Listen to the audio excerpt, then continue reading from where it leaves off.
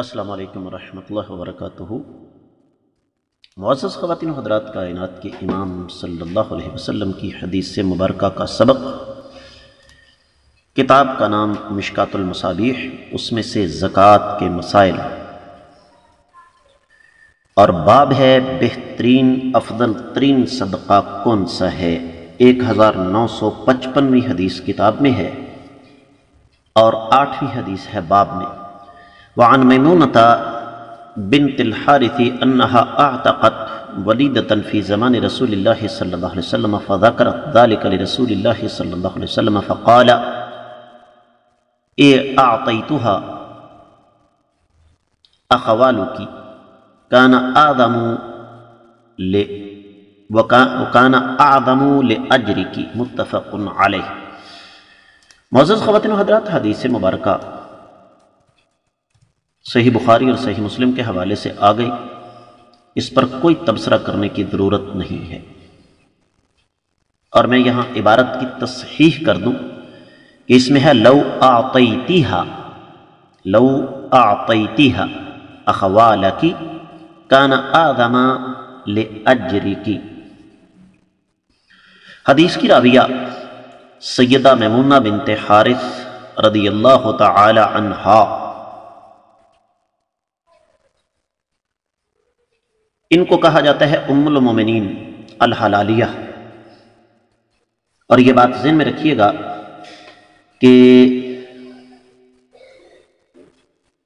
یہ سیدہ میمونہ بنت حارث رضی اللہ تعالی عنہا ام المومنین تو تھیں، لیکن ساتھ ساتھ یہ نبی کریم صلی اللہ علیہ وسلم کے چچا سیدنا عباس رضی اللہ تعالی عنہ کی اہلیہ کی بہن بھی تھی، تو گویا ان کے ساتھ ڈبل رشتہ تھا، چچی کی بہن بھی اور ساتھ ساتھ اہلیہ بھی۔ تو بہت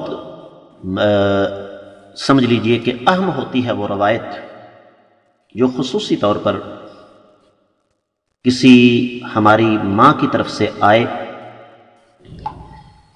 ترجمہ اس حدیث کا یوں ہے کہ سیدہ میمونہ بنت حارث رضی اللہ تعالیٰ عنہا سے روایت ہے، فرماتی میں نے آقا علیہ السلام کے زمانے میں ایک لونڈی کو آزاد کیا اور اس کا تذکرہ نبی کریم صلی اللہ علیہ وسلم کے سامنے کیا، تو آپ نے فرمایا اگر یہ لونڈی تم اپنے ماموں کو عطیے کے طور پر دے دیتی تو تمہیں آزاد کرنے سے زیادہ اجر و ثواب ملتا۔ حدیث واضح ہے کہ صدقہ اس کا حق سب سے پہلے اپنوں کو ہے۔ 1956ویں حدیث ہے کتاب میں اور 9ویں حدیث ہے باب میں۔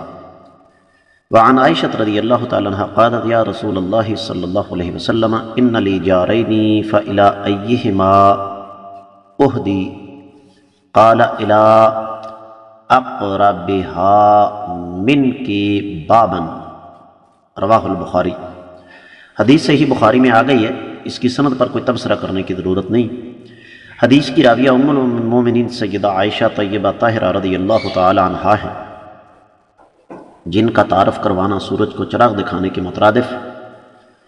فرماتی ہیں کہ میں نے اللہ کے نبی صلی اللہ علیہ وسلم سے یہ گزارش کی، دریافت کیا کہ میرے 2 پڑوسی ہیں، تو جب ہدیہ دینے کی باری آئے تو پہلے کس کو دوں؟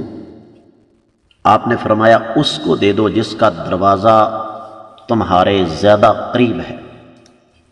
حدیث اپنے معنی اور مفہوم میں بالکل واضح ہے، اس پر کوئی لمبی چوڑی تفصیل بتانے کی ضرورت نہیں ہے۔ تو اللہ کے نبی صلی اللہ علیہ وسلم نے اس حدیث کے ذریعے ایک مطلق بات کی ہے، ہمسایہ کوئی بھی ہو اس کے ساتھ آپ کے تعلقات اچھے ہونے چاہیے، ہدیے دینے چاہیے، اور جو ہمسایہ قریب ہو جس کا دروازہ، اس کو ہدیہ دینے میں پہل کرنی چاہیے، اور یہ توقع نہیں رکھنی چاہیے کہ اس کی طرف سے بھی کچھ ملے گا۔ میں امید کرتا ہوں کہ یہ حدیث آپ کو انشاءاللہ اچھی طرح سمجھ آ گئی ہوگی۔ اللہ تعالیٰ سمجھنے کی توفیق عطا فرمائے۔